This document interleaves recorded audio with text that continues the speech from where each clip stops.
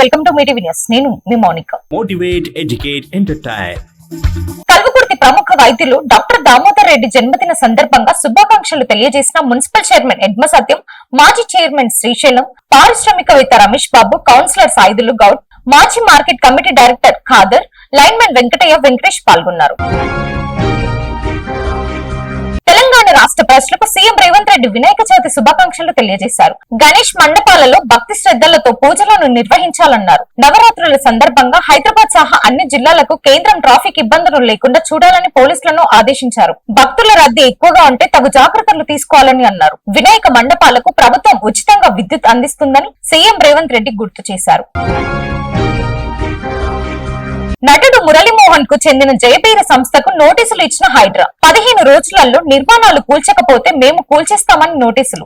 Gachibowli financial district లోని రంగలాల్ కుంట చెరువు FTL buffer zone లో నిర్మించిన నిర్మాణాలను తొలగించాలని జయబీరి నిర్మాణం సంస్థకు హైడ్రా అధికారులు ఆదేశాలు జారీ చేశారు. Thanks for watching. చూస్తూనే ఉండండి మీటివ్ న్యూస్.